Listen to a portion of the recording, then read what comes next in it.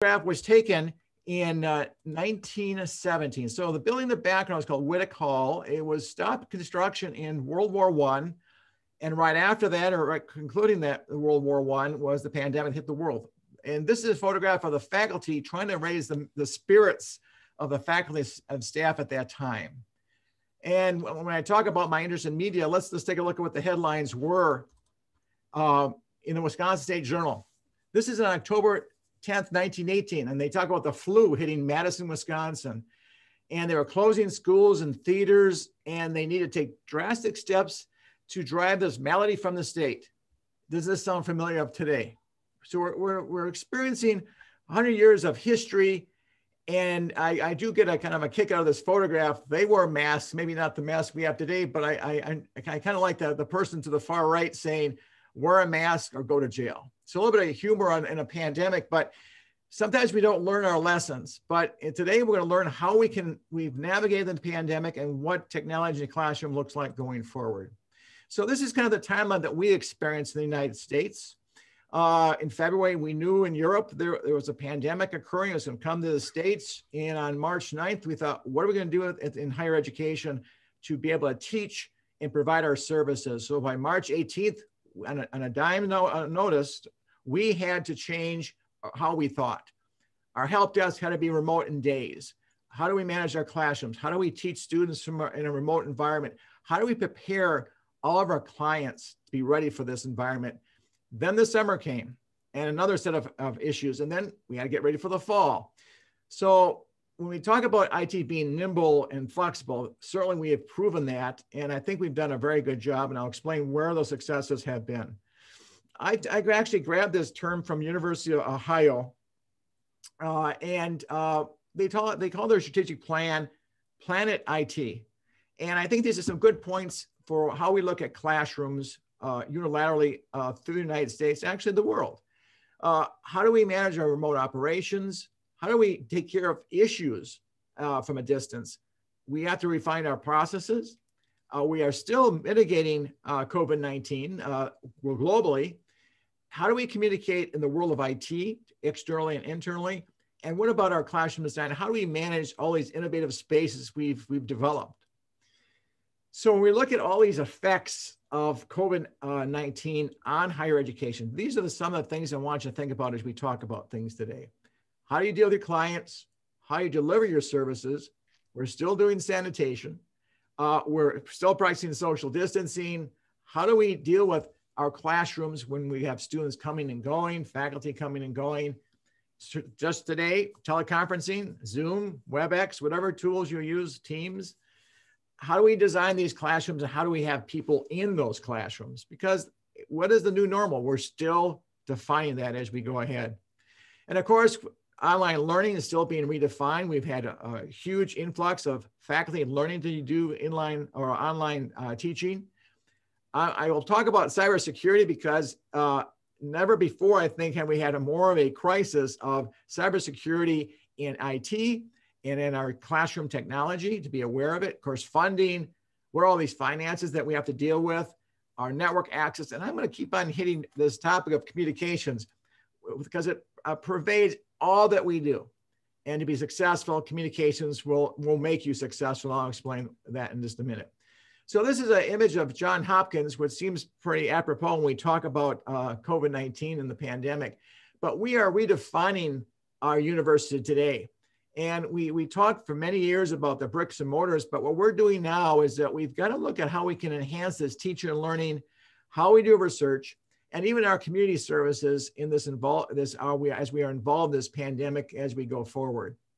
These are the things that we've had to redefine. Now, we've always had these tools. We had networking, we had classrooms, but what we're defining how we use these tools going forward, how our connections to the library, how we design these classrooms, how we integrate our video conferencing. And I have VDI there, virtual desktop, how our labs are being developed, and then our learning management systems. All these things have had an important play as we've navigated a pandemic. Now, I mentioned briefly about virtual computing. Traditionally, we had our classrooms, we had our labs, like, for example, chemistry, biology. We had students in those classrooms. But as we've gone forward through this pandemic, we had to look at how do we teach these types of courses when the students can't be next to each other or be in the classroom. The question or the challenge for each of us as technologists, when students start coming back, and hopefully we have enough vaccinations, what are our labs going to look like going forward? Will we still have to be practicing social distancing? Will there be another pandemic? Will there be another virus we're not anticipating? So these are the types of things that moving forward, we talked about where we were before the pandemic, what we're in today, and what's our classrooms look like in a post-pandemic environment. So let's talk about each of you, our IT staff. How are we going to make sure that they are prepared moving forward? And some of the things that we're going to have to do and be effective about it, about training our staff and how we operate in a day-to-day basis, how we communicate, what is our recommended technologies that we're going to deal with? In other words, IT, sometimes you may have heard what's good for IT is good for someone else. And I hope to dispel that idea. We have to look at how we can tell faculty or help faculty, what do they choose for technology? We have so many tools. And as technologists, that's a challenge for each of us. How do you make sure you put those tools in the right hands and train them effectively? How do you motivate your staff? Certainly going through the idea of a pandemic, it's put a mental strain on all of us, but going through this, it's more than just the technology. Again, how do we support our faculty and staff and students remotely? And then how effective are we as we move forward? And are we being proactive before the problem happens? Now, I'm going to give a plug for our AV Summit because I have to say that I had never heard of this group before. And I was invited as a guest one day. And the more I looked at this is a huge resource globally. And I'm glad that you're doing the summit today and bringing our friends across the world, including Robin. This is a great example of people willing to collaborate, willing to share. And I've been so impressed, and that's why I'm with you today, because I believe in what you're accomplishing, and I hope it continues to grow. But look at those external resources. Very, very helpful. Also, I don't want you to forget about our staff. When the pandemic hit, how do we communicate to our classroom staff, our IT staff, and keep them engaged? And I think this is important, has nothing really to do with technology other than the web conferencing that we use to connect. But I've heard from many people going through a pandemic, working remotely, I've heard time and time again that people have felt we've communicated better. Even when we're down the hallway from our staff, sometimes we felt we were communicating, but by using the technology tools you have in the classroom or in your office, many people have said we find that we're more connected than ever before. How we were able to do that is we have 4 meetings a week, an hour a day. It sounds like a long time, but we want to make sure people know where we're headed, what our classroom designs, what our technology support is. And one of the things is to personalize our communications. There's an example of myself. I said, how did I become an IT professional? That's me as a runner, as a film producer. And it kind of lowered the bar where we can personalize that we're in this together. And so we started a trend in our IT shop where I really encourage this is to highlight your staff. Here's another great example. This is a program that one of our network staff members talked about how we got into networking. And it was because of his interest in cars and trying to understand how they work and how he connected with his father. It has nothing to do with technology, but it was good for the staff to understand where this individual came from. And it kind of lowered people's comfort zone where they knew more about the person. Another good example, here's a network person who was, or actually there's a system admin person, Nate. He's in a band. And we had a short session in our staff. Well, what has to do with technology? He said, what I learned from being in a band, you need to work as a team. And I thought there's a good example of learning about your people down the hallway virtually, and it helped develop these team dynamics. This is something I've talked about in many conferences about how each of you could be successful. And although it says virtual leadership, we might think of our CIO or a vice chancellor or a chancellor or president. These are the things that are important for your team to be aware of. When you're designing classrooms, when you're working with technology, look at the things that are on here. Do you empower your staff or do you feel empowered to create innovative spaces? Are you willing to accept failure, and do you celebrate failure? Are you willing to take risks in your design, calculated risks? Do you have empathy for your staff members? Do you have empathy about the people who are not in your classroom team? What is the enterprise? How do they interact with you? How does the network of the system admins interact with the classroom team? These things are very essential to be successful. Again, it's not the technology, it's what's behind it that makes the successes. So where do we go from here? Let me explain some things that I think are great takeaways to be successful in the world of classroom design. The first one is where I talk about the virtual table. Because we are virtual, I learned this from a campus planner once. And he said, when he holds meetings, when they're developing designs or classrooms, at the very beginning of the meeting, he'll say every time, who should be at the table today who was not invited before?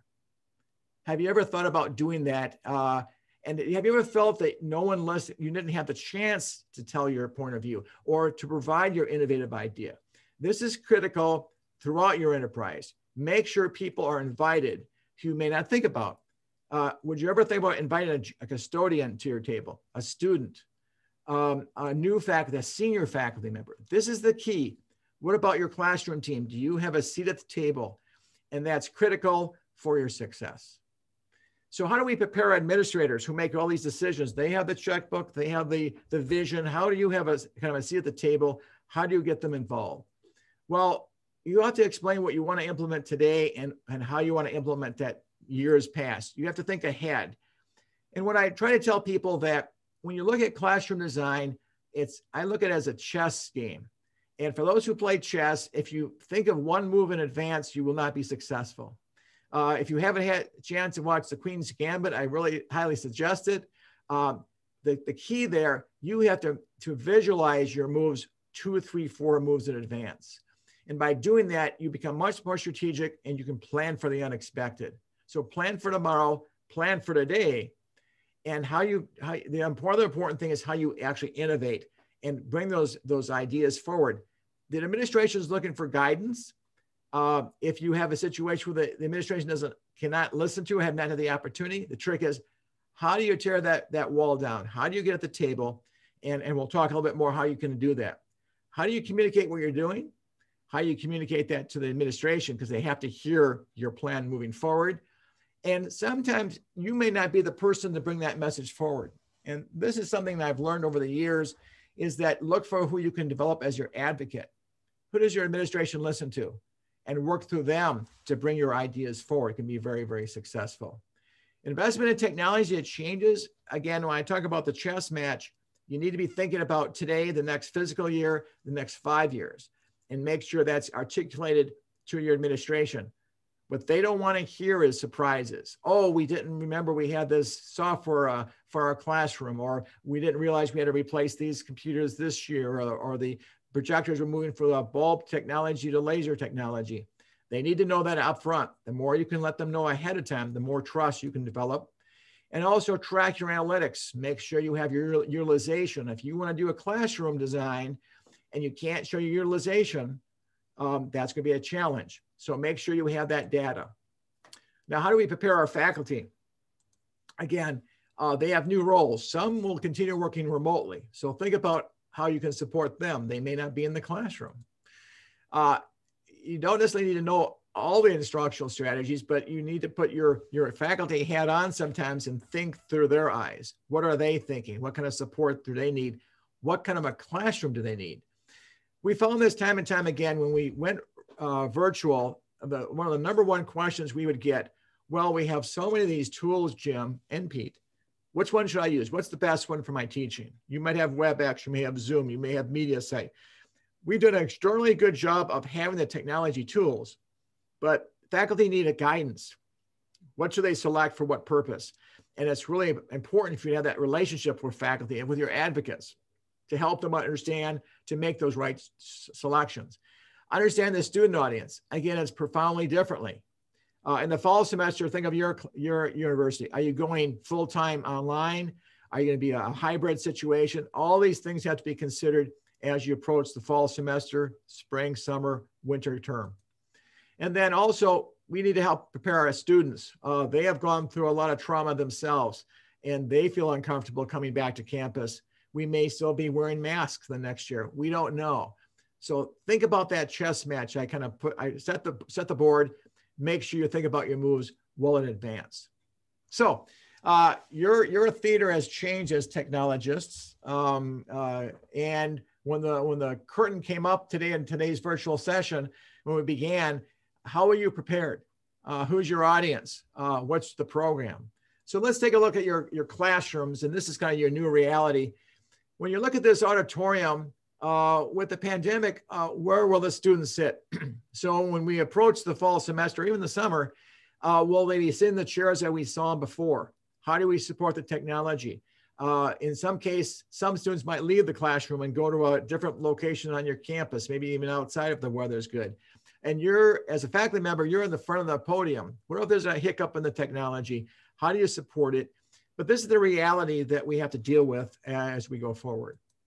Now, I mentioned the value of the AV Summit. This is something that really struck me. When I attended one of their meetings, a lot of the participants, I think some of these were from Notre Dame, they were thinking of what the world of pandemic in a classroom would look like. So when you look at this photograph, you see there's like ranges. So what would it look like in a classroom cluster of a 3 foot, 6 foot, 10 foot area to minimize or to maximize, let's say, the social distancing? How do we have students on either side of a lab table?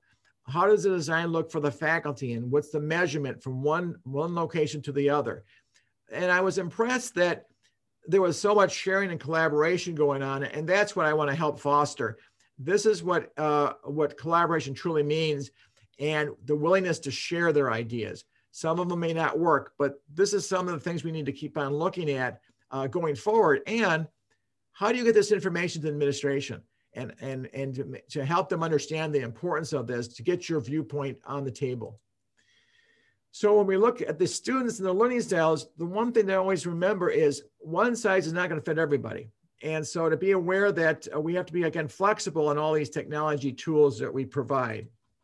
So what about how do we prepare our students for this environment? We want to have them to be successful graduates as we move forward.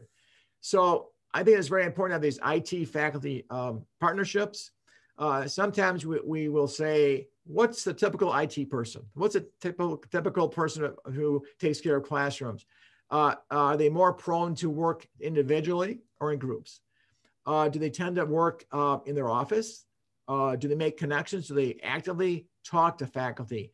Do the people in the audience today, do you have the opportunity to talk to administrators? Can you find an advocate to help? These are important things as we move forward. And then, of course, how do we select this appropriate technology? It may be a phone call, maybe a personal visit. It may be training sessions, and I'll show some examples how we've been successful with that. But when students come to your university, we have this perception sometimes that they're fully trained, they know how to use all these tools. That isn't always the case. So we have to engage students and provide training for them as well. How do you introduce these new technologies? Again, critical in your communications, and I'll show you some examples of that as well as we go forward today. And then I want to keep on re-emphasizing when students are coming back, some students have been successful, some have done very well and flourished in these online environments, some have not.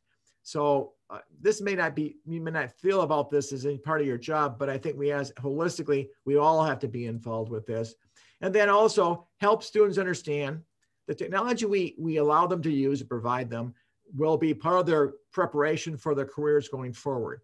So the more we can work with them, to work with faculty and staff and administration, the more success we can have. Now, these technology opportunities keep on coming to our plate. And so when we deploy this technology, these are some of the things that I to kind of think about. And this is maybe the Omar way of looking at things.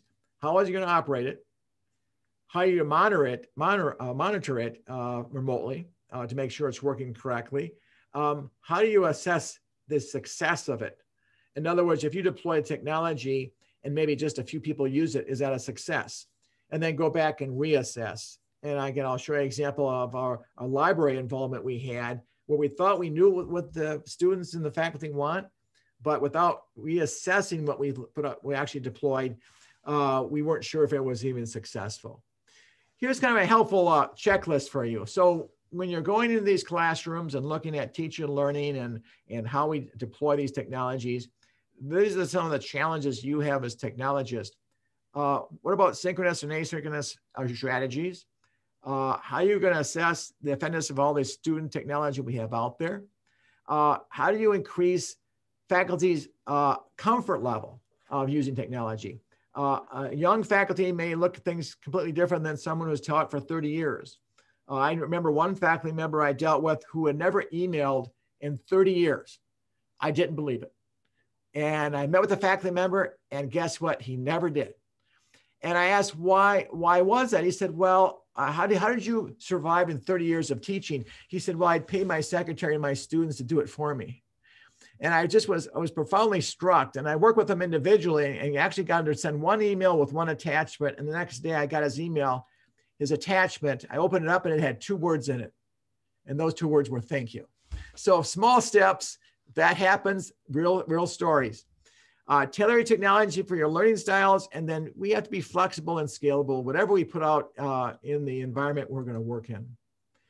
Now, what about collaboration? And this is a real life example where this is an architectural firm in Cedarburg, Wisconsin. And I was asked to help out with redesigning the Goldemeyer Library at the University of Wisconsin-Milwaukee, and how you can refine or rejuvenate an older space. And collaboration was the key. So how do we design something like that? And as technologists, you might think, oh, let's get a computer out and let's just do a CAD drawing. That's not how we worked. We start at the very essence of design, and that is with a flip folder. This is the design, how it started. So we're in a library, where's the public and where's the staff? Pretty simple drawing. And from there you draw, where do people go? And then these are pretty abstract, but this is how we got started. Well, how do you sell the concept to people who don't understand what a learning commons is? We as technologists know what a learning commons is. We have them at our university. We probably help design them and support them. So I suggested to the director to ask an artist to do a rendering. And she said, well, why do we need to do that? I said, because your abstract thought is not understandable. So this is what the artist did for her. And I said, I think you need to have a reception and then just show this to the groups, to people, the public and the campus environment population. And she called me the next day and said, Jim, what a fantastic idea. I said, well, I'm glad. Why you're so excited? What happened was someone saw that and actually gave him a check for $3.9 million because of this one drawing, because it was a business person who said, I want to be part of your vision. And so those type of successes don't happen every day, but thinking outside the box can open up those opportunities for you. Some of the things we also did for this space is create 3D modeling. You notice we didn't start with this. We start with felt pen and paper and talked amongst ourselves and brought people in the conversation that would not normally be at the table. And so this was open design. So we kind of looked at this. There's like these 1950s bar area here, some stacks and open areas and different clusters. And you see in the background glass for the walls. So this is what it kind of looked like. It was an existing space. And the construction, as you see here, what's helpful is that it's not a huge reconstruction. The important architectural details are these overhangs with lights to separate the space. And students enjoyed it. It kind of refreshed an old space and was highly successful. It was within budget. And the key here is have open areas for students that each of your campuses have, small study areas. And then again, of course, this is pre-pandemic, obviously, but you can see how the planning happened. And the reason why it was successful was why? It was because of this table.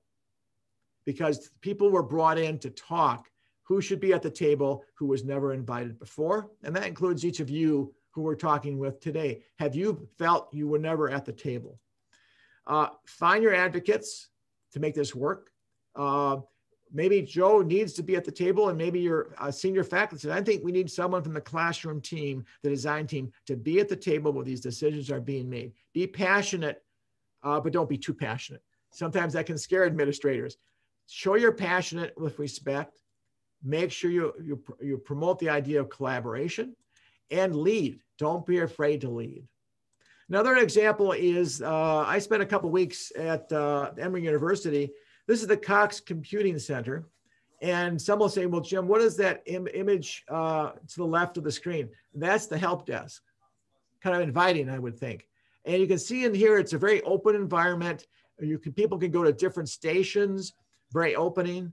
And the other thing they did, I have to say that on Fridays, they have a music program at Emory, and they have a grand piano that comes in this area, and they play jazz on Friday. And it was a good magnet for students to come. But faculty would come to have tea or coffee, and it creates this natural dynamic of people talking with each other that we've missed for so long. The image to the left was kind of interesting. This is an editing area. And if you look at the bottom here, if you can see this, it's a kind of a couch or a pad. Students actually lay down to edit. And it was a test. And what they found is they had 3 or 4 more of these put in the building because it became very popular. Now, for myself, I don't like to lay down when I edit. I like to sit. But the students loved it. Open areas, desks that fit with each other. Again, very successful. So how about your stakeholders? Let's talk about this because you all have dealt with them. And let me give you a quick appraisal of how to deal with each of these persons. So how about this individual? How about your senior professor?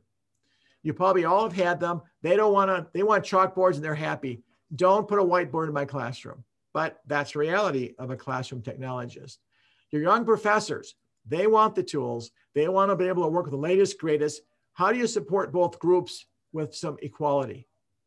And then when new projects, you have an aspiring architect. And this individual has kind of a coy look on his face because he's probably looking at his next portfolio and it'll be your campus. Don't let the architect drive your project. You should drive your project. Your campus planner, they know best for your campus. What is your relationship with your facilities? Are they in the same team as you? Can they be an advocate for you? Again, an important person. You may have seen this person walk down your hallways. This is the dean with a new set of blueprints because the dean knows best for your learning space. Make them an advocate. Could be an advocate, be a nemesis. The key is how do you collaborate to get them on your side? Joel, the electrician.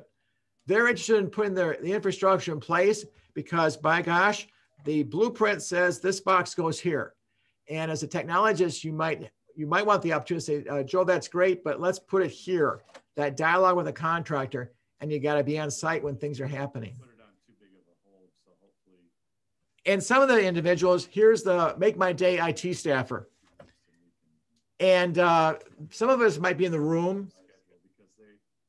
The trick here is how do we help work with these people and be successful? And we have to have an open mind as we go forward. The student, this is the student who comes to each of your campuses. They can be from any country. They could be from your native country. How does our learning style fit into what you work with? And be aware of it. And then additionally, what about the future college student as you move forward? Are you prepared? Do you have situations where you have people who can be part of your environment? And then this is you. I'm socially smartly dressed. So please dress for success. Okay, another example as we go through. This is a library real life example. They wanted an area of collaboration. And their idea was to move the stacks around. And I said, that is not really a definition of learning commons. So what I did in this situation would be this. Show them a blueprint of what you can work with and show a test and have students come. What I found interesting is that we put these areas out in this library and we were so excited as technologists. And we went back and videotaped and we found that the students would sit by themselves with iPad or iPods and we're not talking, and it defeated the purpose of collaboration. So one day we went in and asked, why aren't you talking? And the students said, it's because we were told not to. And after all that investment, we realized we missed something, that we never encouraged the faculty to be involved with the planning. So we refined, we reassessed, and now today students can actively talk and participate. I mentioned about communications. I really highly recommend this, that we use a third party called MailChimp. There's constant contact. What's nice about these emails is that they're graphically rich, but you can track who's actually read them. And let me explain why. When you send the email out, we can pretty much tell what time students are opening them, where they're from. I see we have one from Sweden here that was looking at our emails, because students do work from abroad. They learn from abroad. And we also learned this, as technologists, when you send an email out to your constituents, how often do people open them? And what we found is we tracked this, and the best we can do is between 45 and 55% of the people actually open our emails. And what does that mean? 45% never opened it. So we are consistently looking at how we can improve this. We also look at how we assess, and I really highly encourage you to analyze your audience. In other words, what do they want? In this case, this survey was saying they want to do some podcasts. They want to be able to do presentations on the web. Surveys are a challenge. You don't want to over-survey your audience, but this analytical data is helpful when you make decisions and sell your idea to your administration. Now, training in technology. Here's some examples that we've done over the years that have been very successful, and it's for different groups, because you can have the best technology ever invented, but unless people know how to use it, it will not be successful in your classroom. Here's some examples we had. Is called passport technology. We actually gave faculty passports, and they would come, and as you have today in your summit, you have door prizes. We did the same thing, but nothing motivates faculty better than door prizes and food to get them to your training sessions. So I highly recommend that. These are just some examples. We also got administrators to speak at these so they can see the technology in play. We brought experts from around the country to learn how to have a good technology, but to use it effectively. This was kind of an interesting idea to help with your faculty and staff. It's called Tech in 20. I think the summit is doing somewhat similar today is your lightning rounds. In this case, these are 20 minutes. This is how you use the technology. And then you're in and out, and it's kind of some quick hits. Very successful, and it was a great way of handling it. Faculty institutes, when do you have training for faculty, either virtually or in person? We found the summertime is the best time. And in this case, we had them come for an institute. Again, food and door prizes were very helpful. I'll give you some of these links later. We also did something called HOT, a hands-on technology, and this is where students can help you. We had students produce our videos, and they had a lot of fun producing them, but to engage and create this excitement of having people come to your workshops. And it's been a great opportunity to embed faculty and students in a common goal. And again, we've been very happy with that. Another group that you want to consider, and you may not always, is your secretaries or administrative assistants. And they were overlooked because they support the faculty in their job and potentially in the classroom. So what we did is we did one for our administrative support. And we worked very closely with this group, and they said, you know, Jim, this is great because no one ever gave us training, ever. And the other interesting point on the survey, what's the best thing you felt about the workshop? The content, but the number 2 was the first time we had training with a hot meal. And you may not think that's important, but they still today bring that up, believe it or not. Another thing we did is we thought we should have a kind of a technology, we call it technology today, tomorrow, technology tomorrow, today, I should say. And what we did is we asked vendors to come in to talk about the latest, greatest technology. And we thought, well, we didn't charge, like we're not charging today. And we started talking. So we invited Intel to come. We asked Dell to come, HP, MediaSite, Herman Miller. And then we asked one of our alums who works at Intel to come. And they did presentations. We had furniture. And I got a call from our local, we thought we should bring cars too outside to show the technology in the automotive industry. And I don't know how the word spread, but I got a call from General Motors, and they said, could we bring one of our new Wi-Fi vehicles? Sure.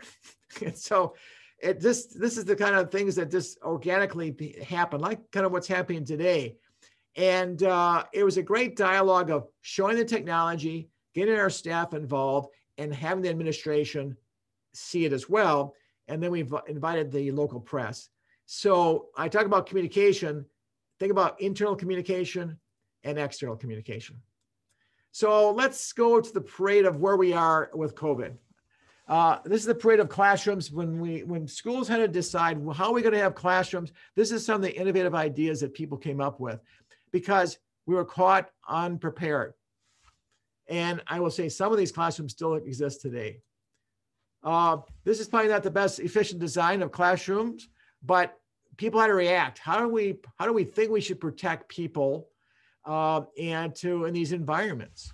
And so haphazard, but something had to happen. As you can see in this elementary school, but you can see everything is nicely placed for social distancing. And in case you didn't remember, there's tape that very carefully shows where these desks should be going forward. Universities did something similar. Here's again, what's a safe distance to be in a classroom? Well, 6 feet, sanitizer, fans in the background. This was the thinking. This is in Hawaii. Another example, probably not the most collaborative space we've ever seen, but these are the type of things that people were trying to react to. And so as we kind of go forward here, how do we create these classrooms knowing that we're still in a pandemic? The vaccine is out, but are we prepared for the next post-pandemic environment? So this is a natural progression of, let's take a look at what you're kind of maybe hoping for. What are these classrooms going to look like for the future? So this is where I talked earlier about being a visionary, plan ahead, and what are people thinking to make these classrooms more effective and engaging. Here's an example at Trinity School of Children. In Steelcase was a designer. Herman Miller is also very involved that I've spoken with. What are some aspects of this classroom? Well, it's engaged. And you see these are these desks that are mobile with wheels. And an important part of this you may not see right away is underneath the chairs. Not only do they have wheels, but they have cubbies for all your books. So by putting them in there, there's less clutter and it's more mobile. The other thing to look at is these desks are interchangeable. They have whiteboards that are part of the desk itself to do some annotations. So this room could change on a dime. And then in the back, you can see there's also different heights of tables.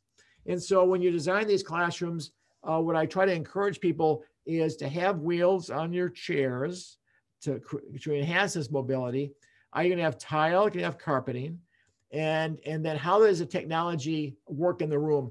I use the word, the technology can't be transparent, but it can be translucent. The technology should not overtake the room, it should enhance the room. So here's maybe another example of how we can maybe look at enhancing. This is another example where it's very engaging. Certainly you can't build rooms like this throughout your entire campuses, but this is an example of using innovative display, innovative design, and then lighting to make it a more immersive experience going forward. Another example, we hear a lot about augmented reality, virtual reality. In Microsoft, they use a term called mixed reality. And when you look at this, certainly when we think of virtual reality, we think we can use the headsets or the glasses to give it a sense of space. But that's just one example of how you can create these classrooms. Another example would be just augmented reality, that you don't need to wear glasses. You just use your device, your mobile device, your Internet of Things, you might say, to have more of an experiential opportunity.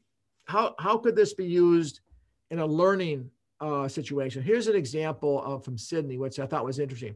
This is the School of Minerals and Energy.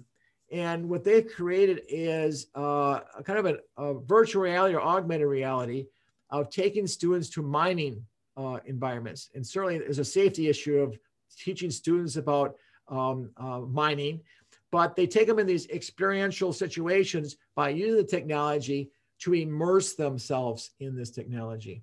And so students are very engaged. faculty become more engaged, and it creates a learning environment that really is very, very different, and that will be more of a reality as we go forward. Another trend you've already seen, I'm sure, is smart glass. And you'll see this more and more as you go forward, that we can create environments with data on the screens and make it a more immersive experience. But in addition to that, it's a little bit simpler. You probably have seen these, that electronically charged glass can be changed to color, could change for shading, and you can change the environment just by flipping a switch. This example is another where you can create not only the window environment, but the closed environment that you can control the translucency of the glass. And when you design classrooms, I'm a big promoter of using glass rather than solid walls to create these environments where if you want to be able to look in, you can. If you don't, you can make it more private, either by shades or, in this case, a little bit more elaborate of using electronic walls. Another technology that you're going to see more of, and you've seen this in the special entertainment shows where people are actually wearing the technology, and you've seen this as well, but flexible displays are certainly going to be more commonplace. Another technology that is not related to classrooms, when did we think that when drones were introduced, we'd have drones in the sky doing three-dimensional graphics in the sky? This is where that part of innovation is important, thinking outside the box. Another thing that some of you may be engaged in with esports, this is a big business actually, and not only in the entertainment world, but also in schools, being able to game internationally. What I find interesting when we look at these gaming shows, that we're actually individual, and these are individuals around the world doing esports, and it's an entertainment show. But this is how our environments are going to change. And not only is the electronics, even the furniture, the chairs have become important. And I've heard where many people have bought esports types chairs, not for the esports, but for a more comfortable chair for working from home in a pandemic environment. Hey, Jim, sorry to interrupt, but we got about 12 minutes left, and we do have questions in chat at the end. So just wanted to give you a heads up. Thank you very much. You're doing a great job. I have 3 more slides, so I'm right on time. So we're all right. Perfect. Yeah, thank you. It's the TV in me. So these are some of the lessons learned, how to invest in tools, strong leadership, how to be engaged. And the key here is just one size really does not fit all. Also, to be successful, know your infrastructure, invest in your school, in your tools and your students. And here, also make sure the IT staff knows where you're headed, and there's a two-way street between the administration and you as well. And here's my 10 takeaways for today. Match your tech to teaching, promote your vision, train, think outside the box, be flexible. Remember that chess game, innovate, and think outside the box. And since this is being recorded, these are some resources I'm offering for you. These are some of the videos we've done to entertain and inform about cybersecurity, technology in the classroom, and then also as well as training opportunities. So that's pretty close to the time. That's all I've got. Let's take some questions from everybody.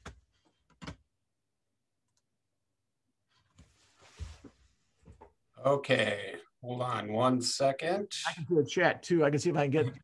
I'll read them out for you, Jim. Thank you. We have a question from Terry at UWL. I believe you know him. Mr. Jorstad, in your role of interim CIO, what have you found to be the #1 challenge as you work to provide the very best technology to support teaching and learning? Let's see, between Terry and yourself, both of you are the biggest challenge, but more seriously, I would say teamwork. I found communication, teamwork, and it sounds like, gee, Jim, you're a technologist. If you can't communicate effectively, you're not going to be successful. And if you can't work as a team, you're not going to be successful. I spend, I would say, half of my time in personnel relationships or interventions of people unable to understand what they're saying. And I found in IT that many times we don't read the nonverbals. And I think if you look at people's eyes and how they react, that is very helpful. And the fourth thing is helping administrators understand what you're trying to accomplish and have a seat at the table. Excellent. David Grimes would like to know, do you have any examples of an innovation made in your classrooms by inviting someone to the table who hasn't been there before? A couple times, I would say custodians, believe it or not. And also not realizing that it's important to have power in the floor. I remember one custodian said, I don't like putting them in the floor because they get dirty. But another custodian said, hey, it's good to be able to plug in anywhere in the room you can, because then you can move your chairs anywhere you can move them. So I think the custodian, believe, was the most surprising, because they're the ones in the room more than sometimes the students, and they see a lot. But I think that's a great question. Invite people you don't think of inviting. Sometimes it's helpful to invite alums. Sometimes it's helpful to bring students in, almost always. And they see things from a different eye. And I'll give you this quick example. When developing websites on campus is really important. Think about this vision of about people 50 and 60 years old, primarily male, a few females, deciding what the website for your campus should look like. No students are there. Innovators are not at the table. And I think that's an example where we need to see things from different eyes. And having people from different ages and different disciplines makes your product stronger. Okay, Tim from St. Catharines would like to know, when you say the tools need to be flexible for student learning, how do you do that without having one classroom tech being too different from the next? Great question. What I usually suggest is this. I like to do innovation rooms, and you can't be flexible in all classrooms because of the design and cost, but have some innovation rooms where you can try different things out. And I'm not saying just one, maybe pick 3 places on campus that are very flexible. You can try these different areas. The one thing that we found, getting back to custodians, what they don't like is wheels with chairs. And why do you think that is? It's because they get moved around, and when the classes leave, the next faculty member can't put them in the place they want to put them. So the flexibility does come with a cost. And I try to explain that, but I think pick the rooms that are showpieces where you can test your theories of what a true learning space should be, and use those as templates on other buildings as you build them. The other thing I will say, when you build a new building, make sure that you're at the table. Don't let the campus planner or the architect drive it.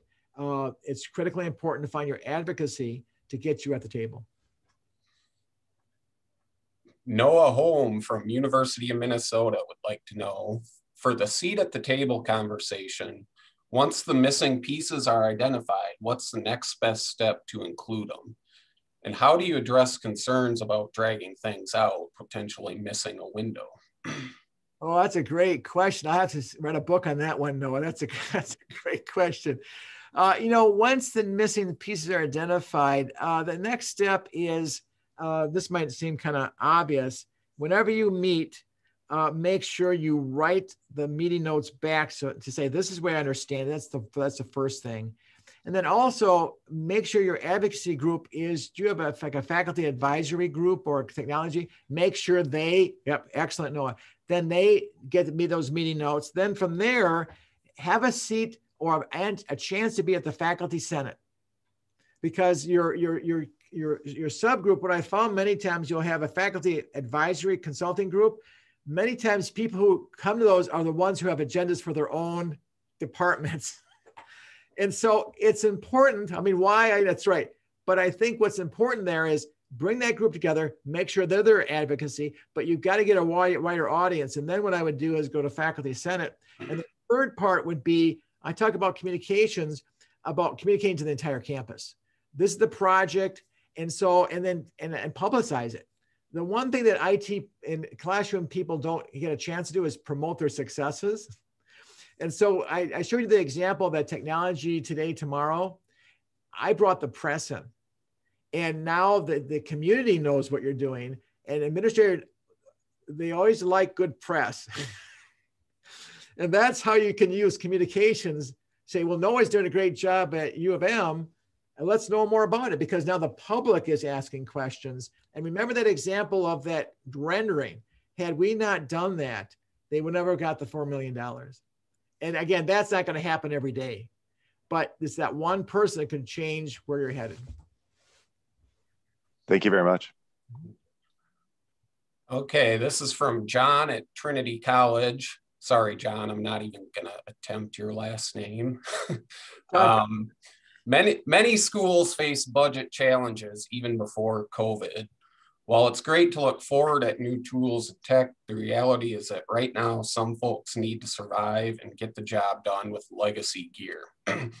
How do we look to the future with these challenges staring us down? And what's the strategy for getting the funds we need? What I've found, and I'm sure you heard a lot about HERF or the funds for COVID. These care funding, when they come to your campus, and there's still a lot of care funding out there, who makes the decision? And this is where that advocacy comes through, that you can use that funding to help get off your legacy if it improves the learning of teaching and learning and for student access. And I know it's kind of a one-time pandemic, luckily, hopefully, but those funds go to your administration.